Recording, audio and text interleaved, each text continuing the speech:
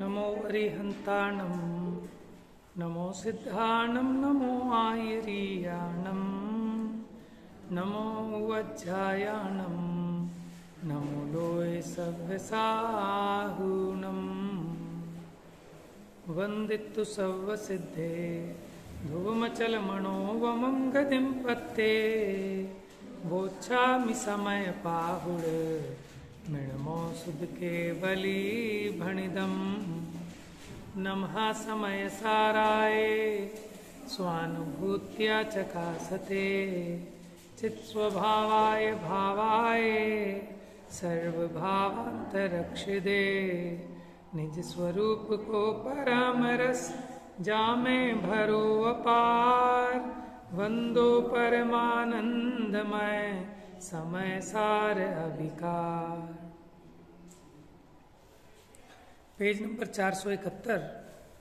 तो कल हमने चर्चा की थी षटकारकों की। आत्मा, आत्मा को आत्मा से, आत्मा के लिए, आत्मा में से, आत्मा के आधार से आत्मा को प्राप्त करता है। तो संवर की विशेष विधि यहाँ बताई थी और खास बात इसमें यह आई थी कि अंतरंग और बहिरंग परिग्रह का त्याग करके जो आत्मा को ध्याता है, क्योंकि इस परिग्रह का त्याग किए बिना ध्यान की सिद्धि नहीं होती है। देखो तात्पर्य वृत्ति में एक अतिरिक्त गाथा आई, उसको भी देखते हैं। पेज नंबर 471, 471, सबसे नीचे, कि जब आत्मा परोक्ष है तो उसका ध्यान कैसे किया जा सकता है, इस प्रश्न का उत्तर देते हैं। उपदेशेण परोक्षम रूवम जह पस्य दूर्णादेदी भण्णदितहेव खिप्पदी जीवो दिट्ठो यणादोय। अब परोक्ष आत्मा का ध्यान कैसे होता है कि जिस चीज को आपने आज तक देखा ही नहीं उसका ध्यान कैसे? क्योंकि ध्यान भी उसका होता है कि जिसका आपने कभी प्रत्यक्ष साक्षात्कार किया हो, है ना, जिससे आप कभी मिले हो, परिचय किया हो, उसका ध्यान होता है। जिससे आप आज तक मिले ही नहीं, आपका परिचय ही नहीं है, आपने प्रत्यक्ष जिसको जाना नहीं, उसका ध्यान कैसे होगा? प्रश्न समझ में आया कि परोक्ष आत्मा का ध्यान कैसे होता है? तो पहले तो ये बताओ, आत्मा परोक्ष है कि प्रत्यक्ष है?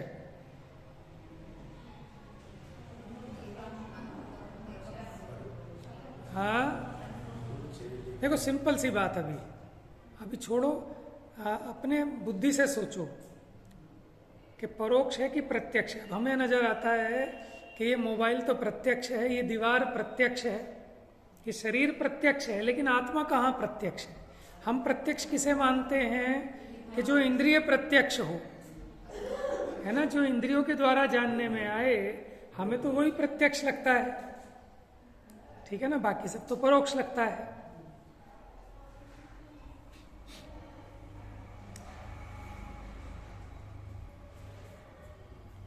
तो परोक्ष आत्मा का ध्यान कैसे होता है? जिसे देखा नहीं, जाना नहीं, उसका ध्यान कैसे करेगा? तो अर्थ देखिए श्लोक का। जैसे उपदेश से परोक्ष रूप को देखकर जानता है। क्या कह रहे हैं? उपदेश से परोक्ष रूप को देखकर जानता है। कि कैसे देखता है? कि जैसे हम आपको कहानी सुनाए, चलो आज हम आपको ले चलते हैं अयोध्या नगरी। जब वहाँ श्री राम राज्य करते थे, ठीक है, अब आपने तो राम को देखा नहीं, लेकिन आप उपदेश से देखते हो कि नहीं देखते हो?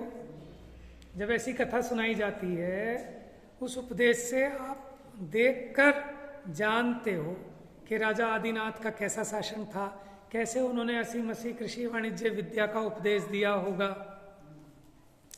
तो कह रहे हैं जैसे उपदेश से परोक्ष रूप को, कि जो आपके सामने प्रत्यक्ष नहीं है। देखो जैसे नारद ने वो किसको, श्रेणिक को चेलना का चित्र दिखाया अथवा सुनाया। देखो चित्र दिखाने का मतलब यही मत समझ लेना कि तस्वीर बना के दिखाई हो सकता है उस समय चलती ही ना हो, जब लिपिबद्ध कुछ होता ही नहीं था तो जरूरी नहीं है कि चलती हो। तो चित्र दिखाने का मतलब ये भी होता है कि उसका ऐसा वर्णन किया उसको भी तो चित्रित करना कहते हैं कि उसकी बुद्धि में ऐसा आ गया, अरे वो तो बहुत सुंदर है, अब वो पड़ गए बीमार कि मुझे तो उससे विवाह करना है। तो फिर अभय कुमार ने सारी जो छल प्रपंच किया और कैसे उसको वो लेके आए वहाँ से, वो अलग कहानी है। लेकिन कहने का मतलब क्या है कि उपदेश के द्वारा भी दिखाया जाता है कि नहीं दिखाया जाता। उसी प्रकार जैसे कुंद आचार्य कह रहे थे कि मैं आपको ये भगवान आत्मा दिखाऊंगा, तो कैसे दिखाओगे? कि उपदेश के द्वारा। पेज नंबर 472 सबसे ऊपर प्रश्न ये किया था कि जो आत्मा परोक्ष है उसका ध्यान कैसे होगा? तो कहते हैं जैसे उपदेश से परोक्ष रूप को देख कर जानता है। कैसे देखता है? अपने अनुमान ज्ञान से। वैसे ही जीव वचनों द्वारा कहा जाता है। माने जीव कैसा है, उसका स्वरूप क्या है, वो वचनों के द्वारा कहा जाता है तथा मन द्वारा ग्रहण किया जाता है। और इस प्रकार आत्मा जाना और देखा जाता है। मैंने समाधान किया कि भले ही वो इंद्रिय प्रत्यक्ष नहीं है, लेकिन उपदेश के द्वारा उसका पूरा बराबर अनुमान बनता है।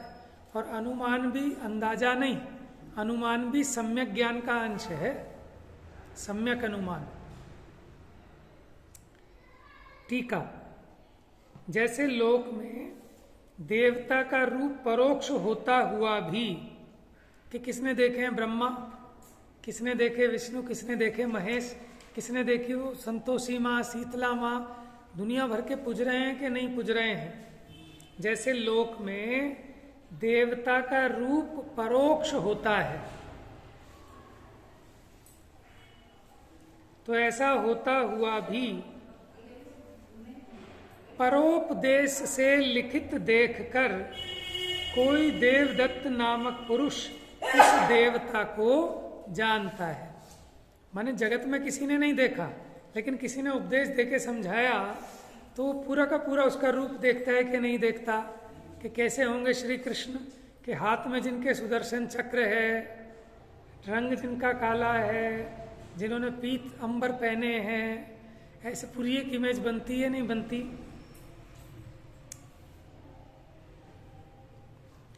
तो उसी प्रकार वचन से आत्मा कहा जाता है, उस ही आत्मा को मन में ग्रहण किया जाता है। माने श्रुत ज्ञान के द्वारा। श्रुत ज्ञान दो प्रकार का है। हाँ, कैसे? कि जो ये दिव्य ध्वनि है, इसको भी श्रुत ज्ञान कहते हैं। माने भगवान के वचन वाणी, वो भी श्रुत ज्ञान है। और उसको सुनकर पढ़कर हमें जो ज्ञान हुआ, वो भी श्रुत ज्ञान है। तो उसी प्रकार वचन से आत्मा कहा जाता है और उसी आत्मा को मन में ग्रहण किया जाता है। प्रश्न, वह कौन ग्रहण करता है? कि कौन ग्रहण करता है? कि जीव ग्रहण करता है। किस रूप में ग्रहण करता है? कि ऐसे ग्रहण करता है कि मेरे द्वारा देखा और जाना गया है, ऐसा चित्त से ग्रहण होता है। देखने का मतलब खाली आंखों से देखना ही नहीं होता। आप जैसे लड्डू बनाए तो जरा भाई खा के देखूं, तो खा के देखोगे कि देख के खाओगे?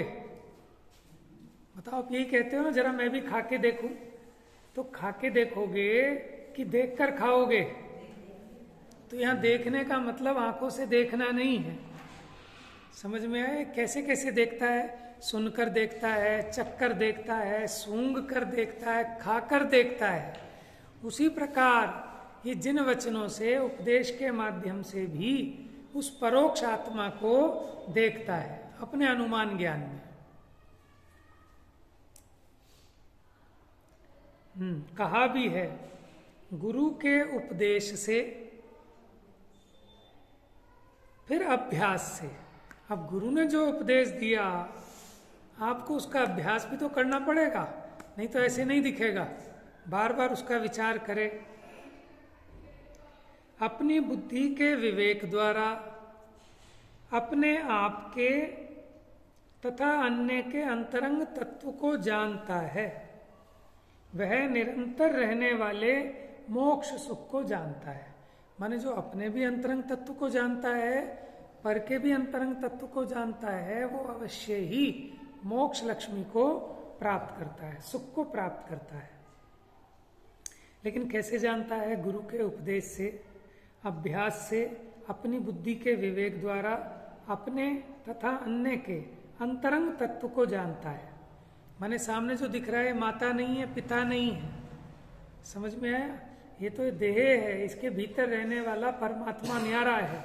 तो ऐसे अपने परमात्मा को भी जानता है और बाहर में दूसरे के अंतरंग को भी जानता है। वह निरंतर रहने वाले मोक्ष सुख को जानता है। जानता है माने उसको प्राप्त होता है, उसको भोगता है। फिर देखो एक और अतिरिक्त गाथा है, वो भी पढ़ते हैं। माने ये अमृत चंद्र आचार्य की टीका में नहीं है, लेकिन जैसेनाचार्य की टीका में है, समय सार की। तो अमृत चंद्र आचार्य ने जो टीका लिखी वो 415 गाथाएं उन्हें मिली होंगी और जैसेनाचार्य को मिली 439 है, कितनी है? तो कुछ ज्यादा गाथाएं मिली हैं इन्हें। देखिए गाथा पढ़ते हैं अगली। कोविदि दच्छो साहु संपड़ि काले भणिज्य रूपमिणम पच्चखमेव दिट्ठम परोक्षणाणे पवट्टन्तम। अब कौन ज्ञानी साधु ही सांप्रत काल में, ये क्या होता है सांप्रत?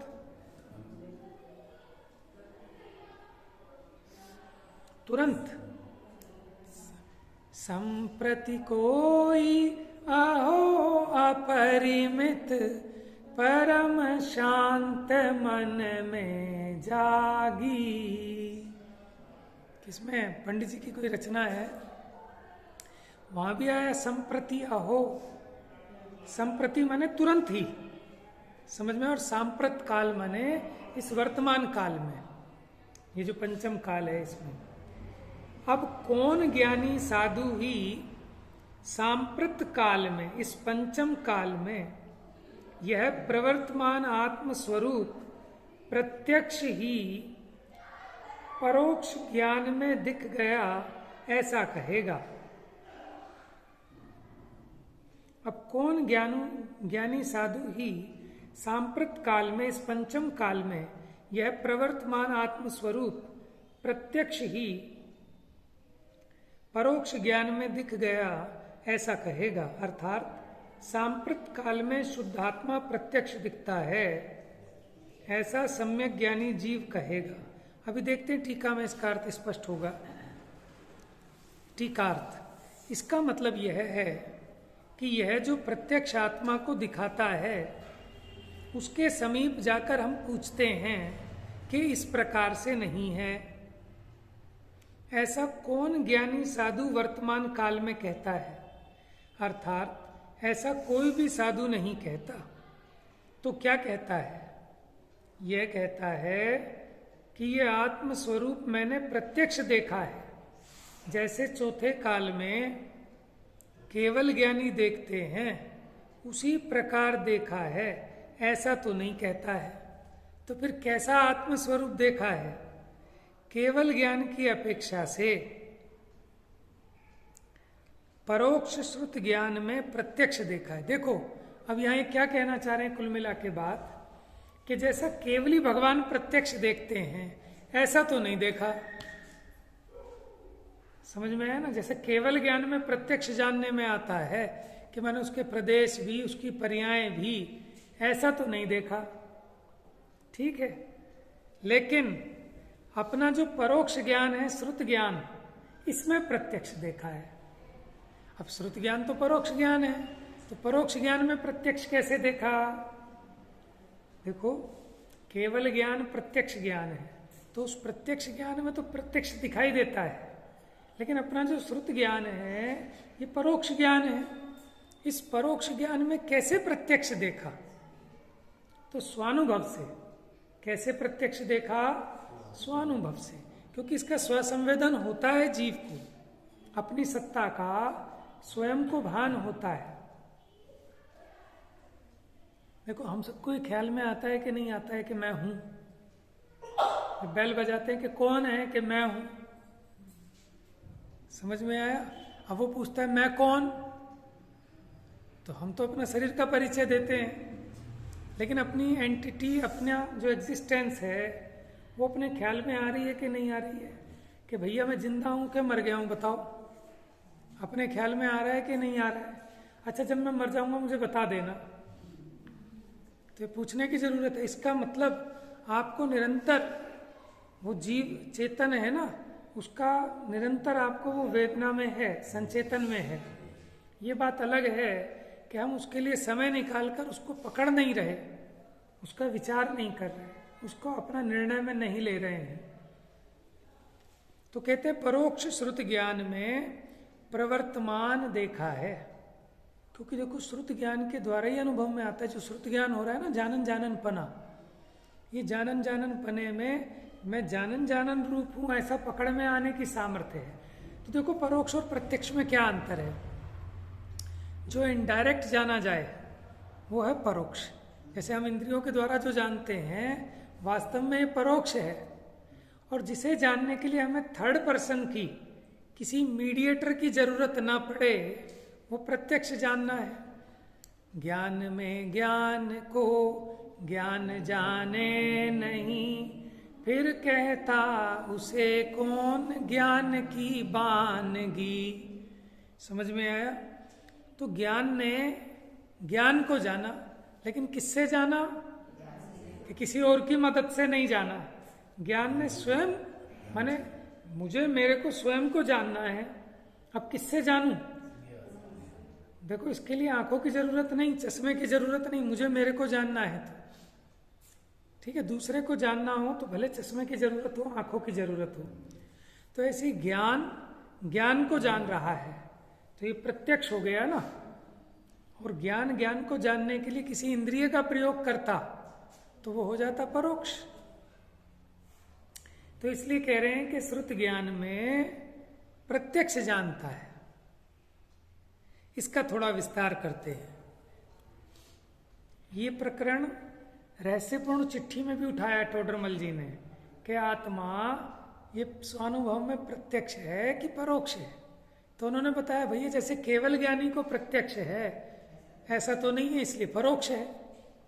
लेकिन कोई इंद्रियों से जानने में नहीं आता, अनुभव गम्य है, इसलिए प्रत्यक्ष है। यद्यपि केवल ज्ञान की अपेक्षा से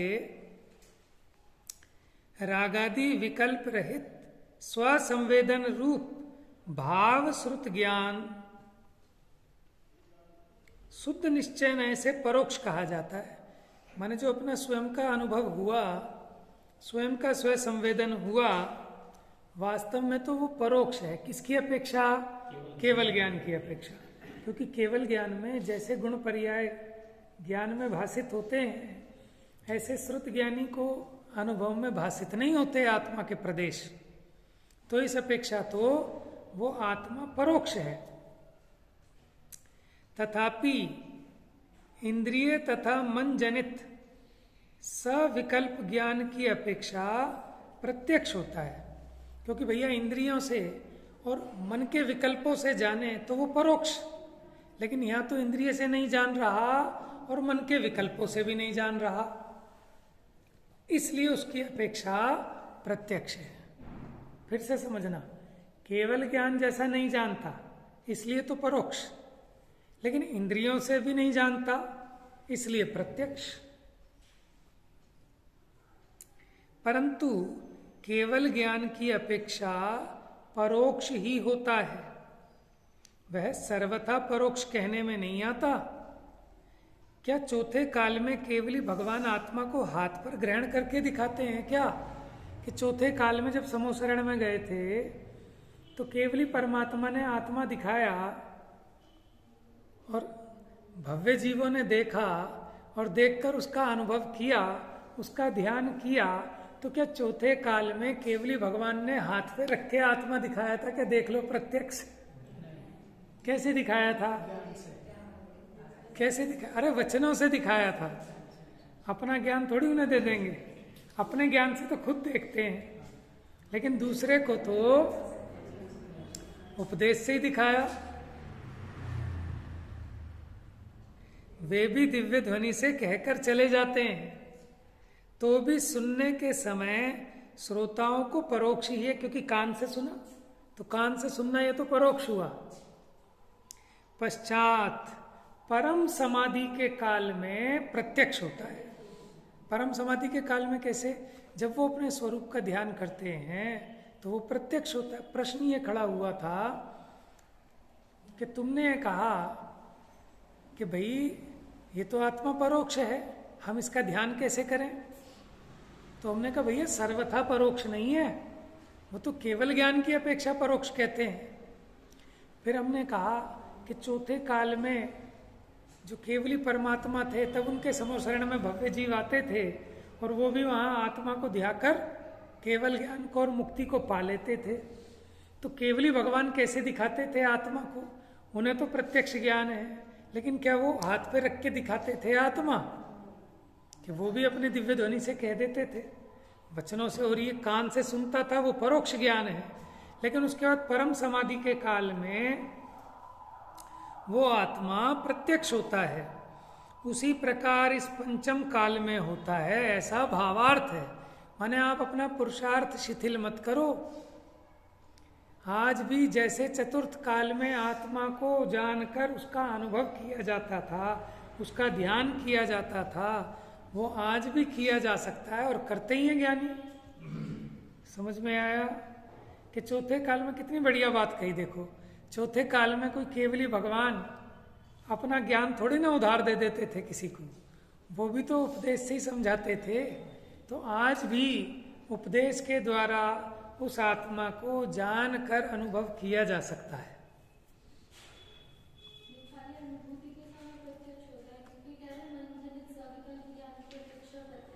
हाँ, मन जनित सविकल्प ज्ञान इसलिए कह रहे हैं कि जब निर्विकल्प होगा ना, तब वो प्रत्यक्ष कहा जाएगा। सविकल्प माने मन के जो विकल्प होते हैं ना, उठा पटक के ये कर दूं वो कर दूं, ऐसे जो राग गर्भित विकल्प हैं मन के, उसके द्वारा वो आत्मा अनुभव में नहीं आता।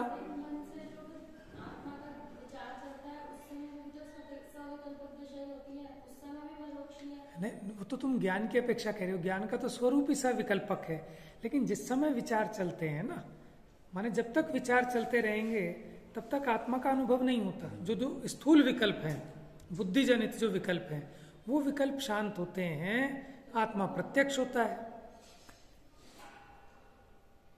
तो बहुत ही बढ़िया बात लगी मुझे। क्या चौथे काल में केवली भगवान आत्मा को हाथ पर ग्रहण करके दिखाते हैं? अभी जो ये लोग सोच के बैठे हैं कि विदेश क्षेत्र में जाएंगे, वहां करेंगे, तो वहां कोई स्पेशल थोड़ी ना दे देंगे। तो वही बात है, समझ में आया? और फिर देखो,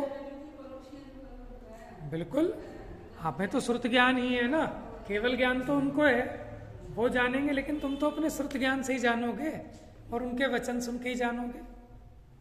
और फिर वहां जाने के लिए आपको मिथ्या दृष्टि रहना पड़ेगा, क्योंकि अगर यहाँ सम्यक दर्शन ले लिया तो फिर विदेह क्षेत्र नहीं जा पाओगे। तो आपने निदान बांध लिया कि इस भव में तो सम्यक दर्शन लेऊंगा ही नहीं। क्यों? कि अगर सम्यक दर्शन ले ले तो नियम से आयु बंद करे तो देवगति की करेगा यहाँ से, और अगर पहले कदाचित बांध भी ली हो मनुष्य की या त्रियंश की या नरक की, तो अगर मनुष्य की पहले बांध ली हो सम्यक दर्शन होने से पहले, तो कहाँ जाएगा? नहीं जाएगा। ये पंचम काल का जीव नहीं जाएगा, नहीं जाएगा, नहीं जाएगा। ये सम्यक तो छोड़ के मनुष्य पर्याय में ही जाएगा फिर। क्यों? उसके लिए एक नियम और है, ये समझ लेना कि क्षयिक सम्यक दर्शन जिसको होगा वो ही जाएगा भोग भूमि। फिर समझ में आया? देखो ऐसा है, दो कंडीशन है। एक तो आयु पहले बांध ली, बाद में सम्यक दर्शन हुआ, तो आयु तो पलटती नहीं। अगर मनुष्य गति की बांधी तो मनुष्य में ही जाना पड़ेगा, लेकिन अगर सम्यक दर्शन ना छोड़े तो मनुष्य तो बनना है, लेकिन कर्म भूमि का मनुष्य नहीं बनेगा, भोग भूमि का बनेगा। लेकिन एक बात ध्यान रखना, उसके साथ दूसरी कंडीशन ये भी है कि क्षयिक सम्यक तो होगा, वो ही जाएगा, होता नहीं है पंचम काल में। इसलिए पंचम काल में सम्यक दर्शन बाद में हुआ, पहले मनुष्य आयु बांध ली तो उसे तो सम्यक दर्शन छोड़ना ही पड़ेगा और फिर मनुष्य गति में आना ही पड़ेगा कर्म भूमि में, और फिर आके दोबारा ले ले सो ले ले। नहीं, अगर उसने मन कर्म भूमि की मनुष्य का बंध बांधा है तब कैसे जाएगा? अगर उसने कर्म भूमि के मनुष्य गति का बंध बांध लिया, बाद में सम्यक दर्शन लिया, तो वो नहीं चला जाएगा भोग भूमि, वो सम्यक तो छोड़कर कर्म भूमि के मनुष्य। क्यों, यहाँ जरूरी थोड़ी ऐसी भूमि में जन्म ले। मनुष्यों की कर्म भूमियां तो बहुत हैं, विदय क्षेत्र में भी मनुष्यों की कर्म भूमि है, ऐरावत क्षेत्र में भी 5 भरत हैं, 5 ऐरावत हैं, और कितने विदय हैं?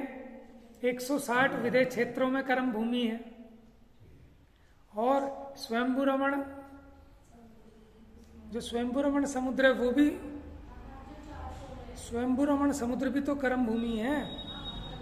और उसके जो 4 कोने हैं वो भी कर्म भूमि है। उसके पहले पहले बीच में है त्रियंचों की भूमि, यहाँ 2.5 द्वीप के बाद, ठीक है, यहाँ से 2.5 द्वीप के बाद, और स्वयंभू रमण द्वीप का जो पर्वत है उसके पहले पहले बीच में सारी भोग भूमि है, लेकिन ये त्रियंचों की भोग भूमि है।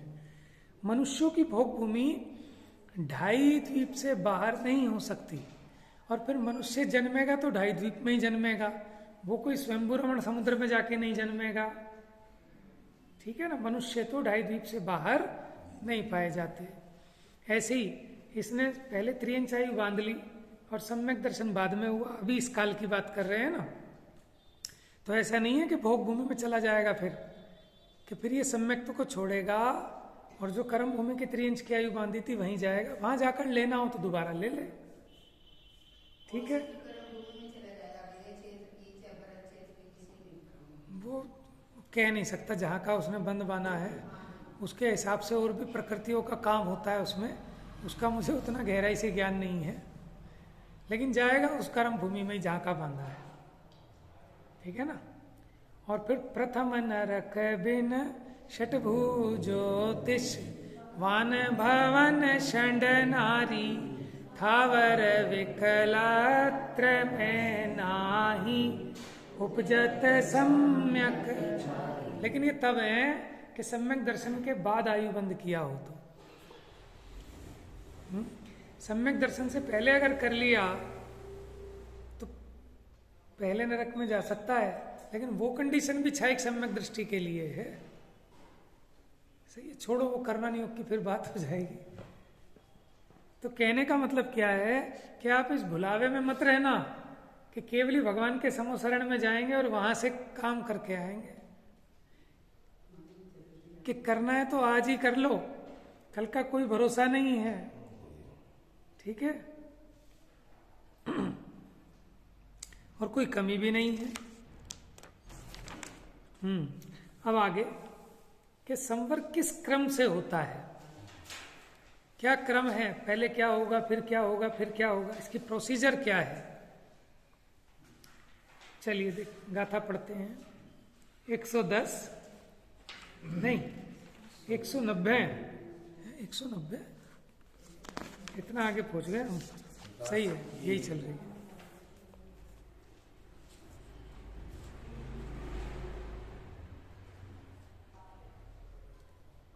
ते सिंहेदु भणिदा अज्जवसाणानि सवदर्शिहिं मिच्छत्तम अन्नाणम् अविरभावो यजोगोया हेतु भावेणियमा जायदिनानिस आसवनिरोहो आसव भावेण विना जायदि कम्मस्वि निरोहो।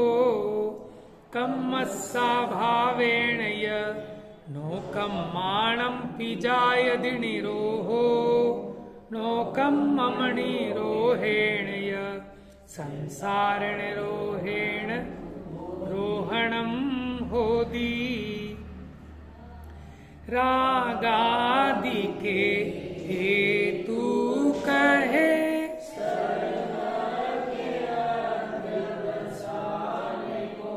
मिथ्यात्व अरु अज्ञान अविरत भाव कारण अभाव जरूर आश्रव रोध ज्ञानी को बने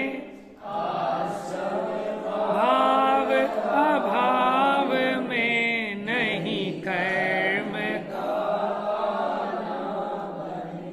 है कर्म के जो अभाव से नो कर्म का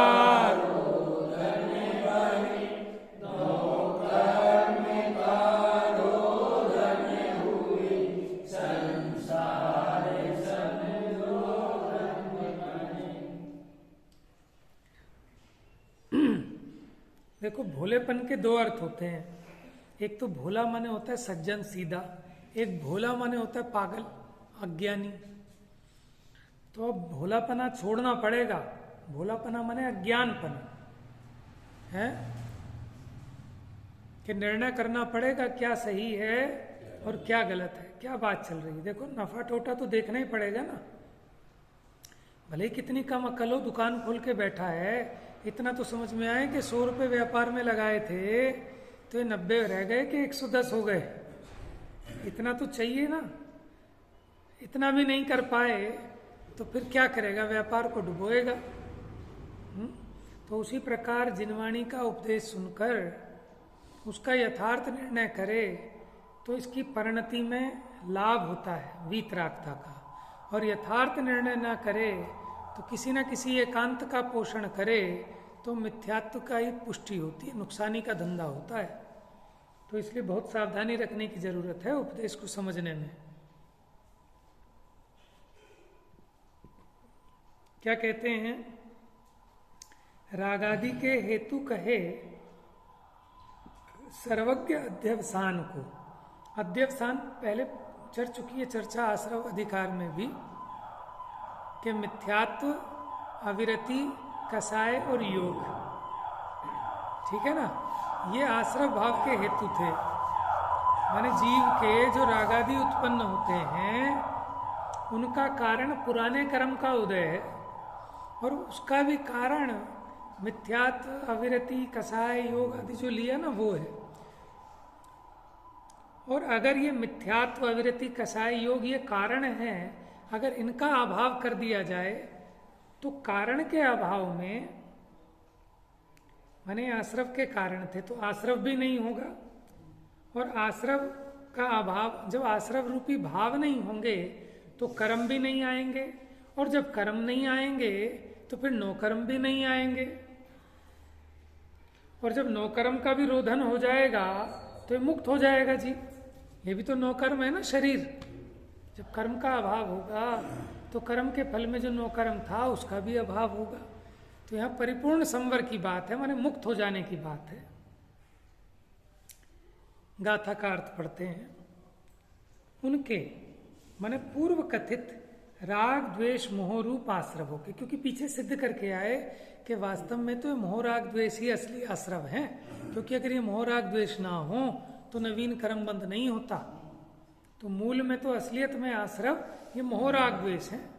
लेकिन इनका कारण कौन, कि पुराने कर्म का उदय, और उसका भी कारण कौन, कि वो मिथ्यात्व, विरति, कसाय, योग आदि।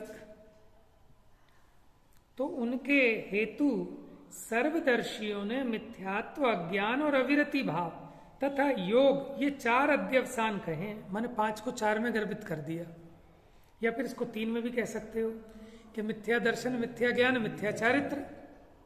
और 5 करोगे तो मिथ्यात्व, अविरति, कसाय, योग। ज्ञानियों के अभाव में, वो प्रमाद और कषाय को मिलाकर एक कह दिया कषाय। हाँ, प्रमाद को भी कषाय में ही अंतर्गर्भित कर दिया। ज्ञानियों के अभाव में नियम से आश्रवों का निरोध होता है। लिखा नहीं। ज्ञानियों के कारण के अभाव में, माने वो जो कारण थे राग द्वेष के, मिथ्यात्व ज्ञान आदिक, उन कारणों का अभाव होने पर ज्ञानियों के नियम से आश्रव का निरोध हो जाता है। आश्रव भाव के बिना कर्म का भी निरोध होता है। अब जब मोह राग द्वेष के भाव नहीं होंगे, जब मोह राग द्वेष के भाव नहीं होंगे तो फिर कर्म कैसे आएंगे? नहीं आएंगे। और कर्म के अभाव से नो कर्म का भी अभाव होता है, क्योंकि कर्म के उदय में तो मिलते हैं नो कर्म। जब कर्म का ही अभाव हो गया तो नो कर्म का भी निरोध होता है।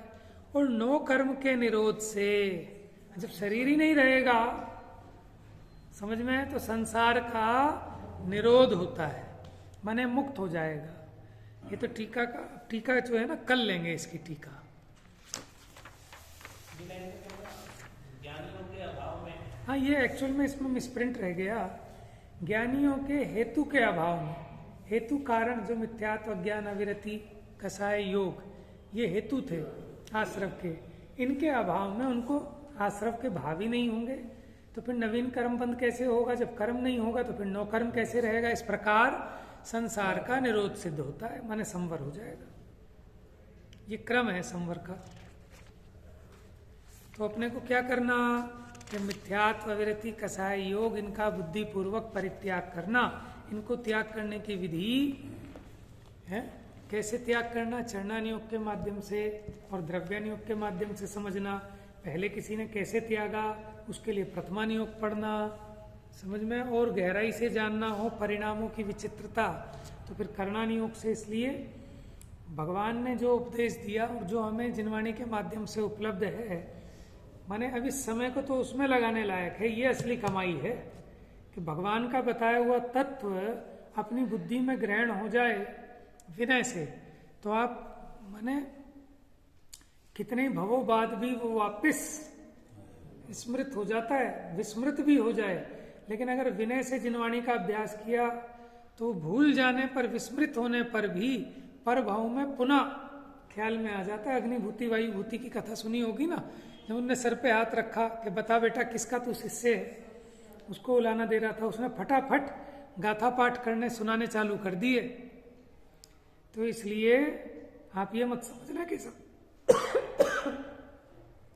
बेकार चला जाएगा। अगर आप विनय से, रुचि से इस तत्व का अभ्यास करेंगे, भले ही इस भाव में सम्यक दर्शन ना भी ले पाए, तो भी जो किया हुआ काम है ना, माने ग्रहण की हुई विद्या कभी वेस्ट नहीं जाती, वो फायदा पहुंचाती है। तो इसलिए अब आलस छोड़कर इमी जान आलस हान साहस ठान, यह सिख आद रो जब लो न रोग जरा गहे, तब लो झटती निज हित करो। अब हित कैसे करें? हित का साधन तो अब यही है कि जिनवाणी के अभ्यास में अपने उपयोग को लगाओ। प्रमाद और कषाय को आपस में गर्भित करके प्रमाद ना गिनाकर कषाय गिना दिया। नहीं, देखो मिथ्यात्व, अविरति, कषाय, योग, चार गिनाए, तो प्रमाद को कषाय में गर्भित कर दिया। सामान्य से कहें तो तीन भी कह सकते हैं, मिथ्या दर्शन, मिथ्या ज्ञान, मिथ्या चारित्र, अथवा मिथ्यात्व, अविरति और अज्ञान, ऐसा भी कहा। मिथ्यात्व, अज्ञान और अविरति, टोडरमल जी ने इन शब्दों का प्रयोग किया, मिथ्यात्व, अज्ञान और असंयम। समझ में आया? क्या क्या गिना है?